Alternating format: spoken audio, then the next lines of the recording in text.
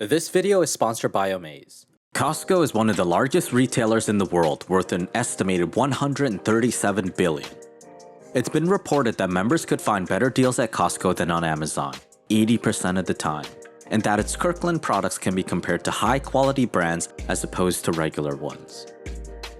Building such an empire that grew to having 55 million members in 11 countries was no easy feat. It all started with a business lawyer turned retail genius and his protégée, a grocery bagger earning $1.25 an hour and would have crumbled if it wasn't for a plane being forced into an emergency landing after being struck by lightning.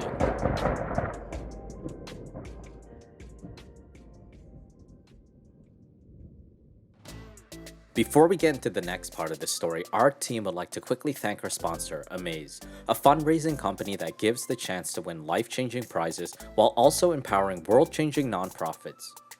Through Amaze, you could be among the first to own a Tesla Model S Plaid, the fastest and most advanced production car ever made with a nearly 400-mile range and a 1,020 horsepower electric engine.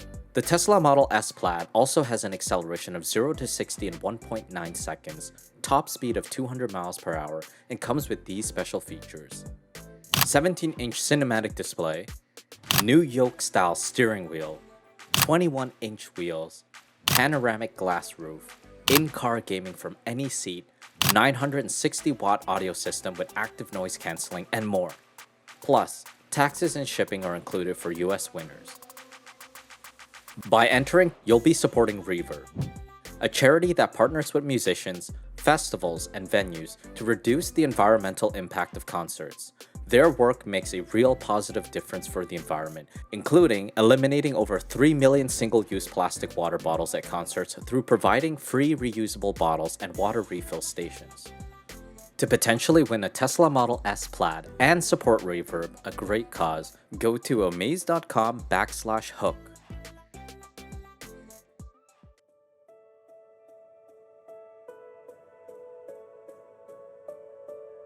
In 1916, Sol Price was born in the Bronx, New York, to Jewish-Russian immigrants, Bella and Samuel Price. Both parents were garment workers and helped to organize a union before owning a clothing factory in Manhattan.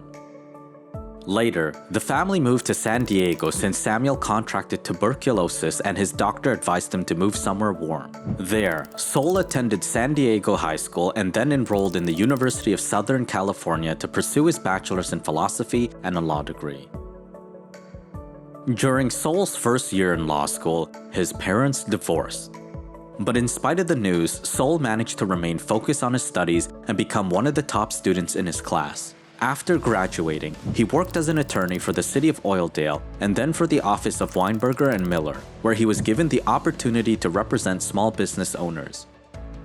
Over time, he discovered a newfound passion. I was very involved not only with their legal problems but their overall business as well. I handled bankruptcies, real estate deals, partnerships, divorces, and estates.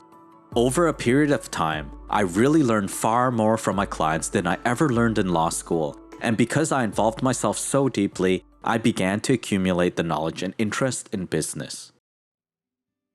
Eventually, Sol became a business owner himself by opening a law firm with a group of attorneys. He also began helping his mother-in-law with her business interests after his father-in-law passed away. One business problem his mother-in-law faced was what she should do with a property that wasn't producing any income.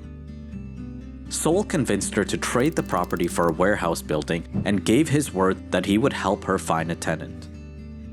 Shortly after, Sol's client Mandel Weiss invited him to Los Angeles to visit one of his retail and wholesale businesses, 4-Star Jewelers. During his trip, Sol discovered one of Mandel's biggest wholesale buyers, Fedco, a nonprofit that operated a chain of stores that offered products at near wholesale prices to members. The concept had come together when the Second World War ended and federal government employees were slapped with wage freezes. As a result, 800 postal workers got together and chipped in $2 to open their own store. When enough orders for a product were made, members would purchase the product in bulk from a wholesaler, allowing them to save a significant amount of money. Within 5 years, Fedco had grown to 12 locations by loosening its membership requirements and only charged a one-time fee of $2. Its products and services expanded to include groceries, clothes, shoes, books, auto supplies, a garden center, an optical counter, and a snack shop. Impressed by Fedco's concept and growth, Sol asked the nonprofit if they'd be interested in opening another location in his mother-in-law's warehouse instead of the typical store. Thousands of federal employees in San Diego were already members and would drive up to Los Angeles once a week. But to Sol's surprise, Fedco turned down his offer. When he asked a second time, Fedco made it clear that they wanted nothing to do with him. Sol was crushed. He was convinced that it was a missed opportunity, especially since all the government department heads in the area confirmed they'd be interested. He couldn't help but think about it day and night, often finding himself unable to sleep. During one such evening, Sol pulled out a legal pad. He started crunching numbers and writing down his thoughts, convincing himself that his idea would work. At that moment, Sol decided to take over the warehouse himself and launch a business that mirrored Fedco's concept. Soon after, he managed to raise $50,000 from a group of investors to fund his idea. He called it FedMart.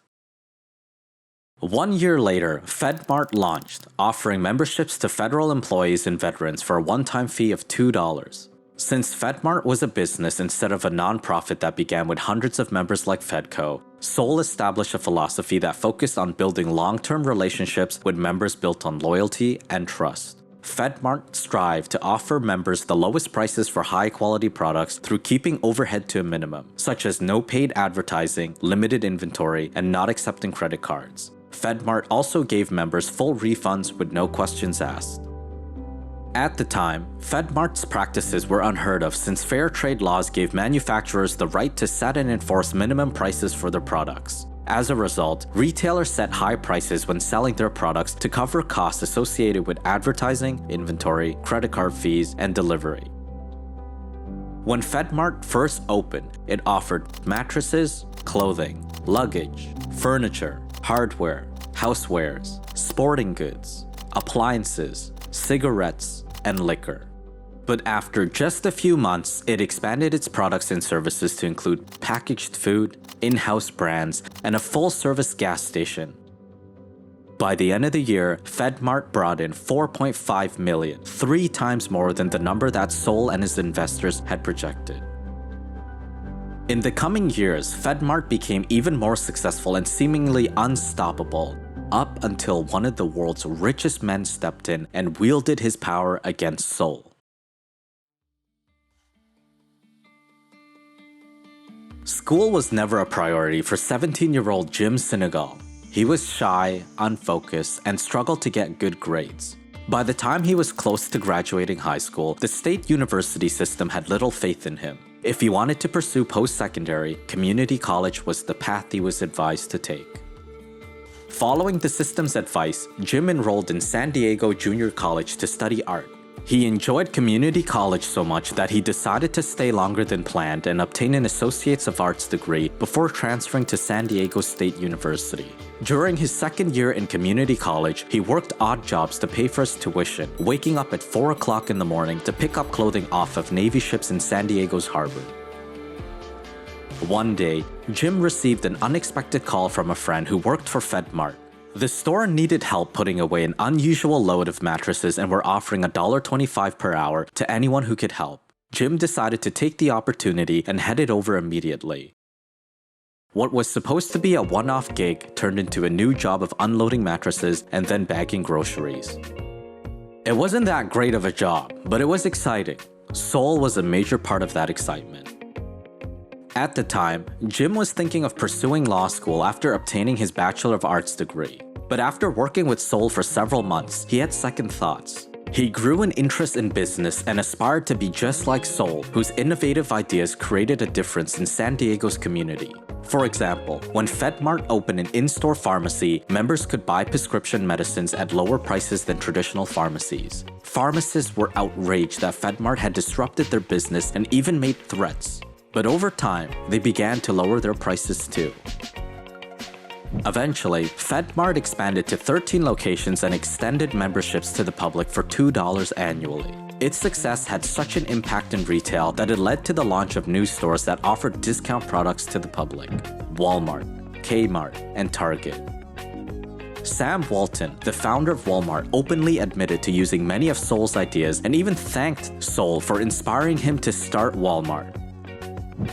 12 years later, FedMart had expanded to 45 locations and brought in $300 million a year. Meanwhile, its fiercest competitor Walmart had 104 locations and brought in $236 million. FedMart's continued success above competitors caught the attention of German retail mogul Hugo Mann, who proposed a merger with his supermarket chain, Fedco. Seoul accepted Hugo's offer in exchange for an over $20 million investment, which allowed Hugo to own 66% of FedMart and Seoul to remain as president and CEO. Soon after, Seoul realized he had made a grave mistake. During the first board meeting after the merger, Hugo announced various changes that Seoul had never agreed to. The two quarreled so bitterly that Hugo fired Seoul at their next meeting and locked him out of his own office. By then, Hugo had purchased more shares of FedMart, which gave him a controlling interest in the company and left Seoul helpless. Seoul had no choice but to sue Hugo to collect his salary and access his own files. At that point, Jim had worked his way up to becoming FedMart's executive VP of merchandising. And while it took years to earn his position, he left FedMart with Seoul. Fortunately, Seoul and his son Robert were quick to come up with a new business idea that gave Jim a new career opportunity. Through chatting with small business owners around San Diego, Seoul and Robert discovered that they all faced a common problem: having to turn to several wholesalers to buy supplies and merchandise, often on unfavorable terms. Recognizing the need for a solution, Seoul and Robert decided to launch a new business similar to FedMart and cater to small business owners instead of individuals. They called it Price Club. 1 year later, Price Club launched, offering memberships to small business owners for $25 annually. Similar to FedMart, Price Club strived to offer members the lowest prices for high-quality products through keeping overhead to a minimum and provided full refunds with no questions asked. Price Club also aimed to ensure employees were happy by offering them generous wages and benefits. When Price Club first opened, it offered the same variety of products as FedMart and others that cater to small businesses, such as electronics and office stationery. Unfortunately, Seoul and Robert's idea was not as lucrative as they had anticipated. During Price Club's first year, it lost $750,000, prompting Seoul and Robert to extend memberships to the public. 3 years later, new memberships made up for the losses and Price Club expanded to 2 locations. As Price Club began to succeed, FedMart fell behind.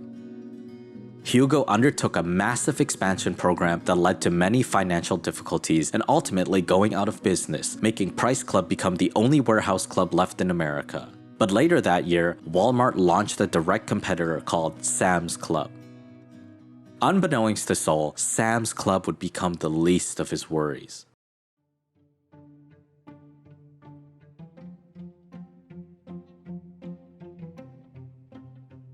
While traveling in Europe, a lawyer named Jeff Brottman discovered what the French call hypermarkets, a combination of supermarket and department stores that sold discount products. By then, the US had ended its fair trade laws that gave manufacturers the right to set and enforce minimum prices for their products. As a result, retailers didn't need to resort to setting high prices when selling their products to cover costs associated with advertising, inventory, credit card fees, and delivery. Still, many retailers decided to keep prices high and take in a bigger profit.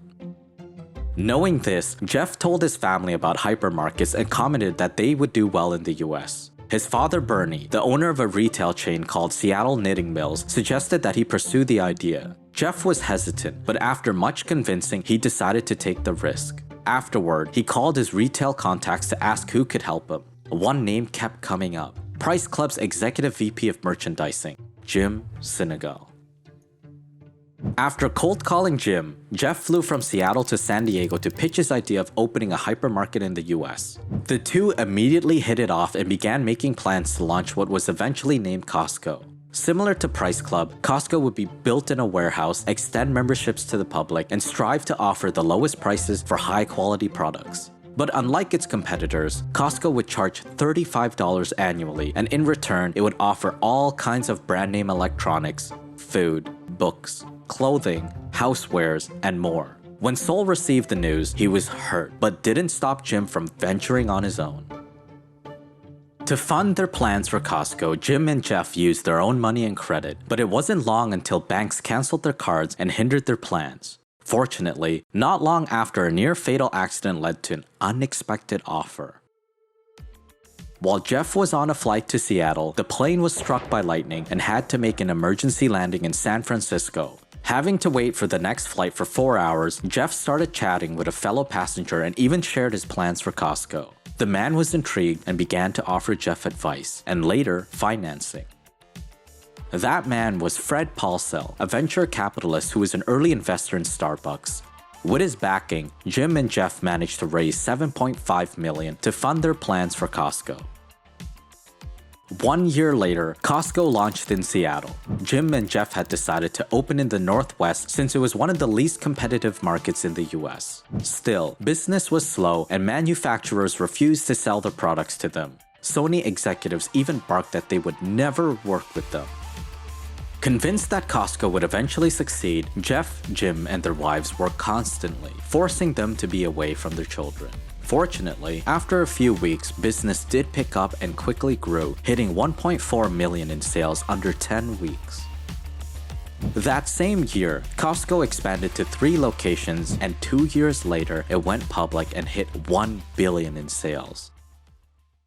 After a decade, warehouse clubs had proliferated and the industry was in deep trouble. Costco began to fear a takeover from their fiercest competitor, Walmart's Sam's Club. And they weren't the only ones. Price Club felt the same way. Eventually, Jim, Jeff, Sol, and Robert decided to merge Costco and Price Club to avoid such an outcome. That same year, business skyrocketed and hit $15.5 billion in sales. 2 years later, Costco launched a private brand named after the city that once hosted its corporate headquarters, Kirkland. Jim had come up with the idea after traveling to the UK and discovering that private brands dominated 50% of the food business. Costco was also able to fend off competition from Walmart's Sam's Club and other warehouse clubs since Kirkland grew a reputation for its quality. Many members insist that Kirkland's wines and liquors taste better than high-grade brands, and taste testers have given its French vodka higher scores than Grey Goose, which is known as the best-tasting vodka in the world. Along with its Kirkland products, Costco ensures savings are passed along to members by keeping suppliers in check, and there are no exceptions for any company.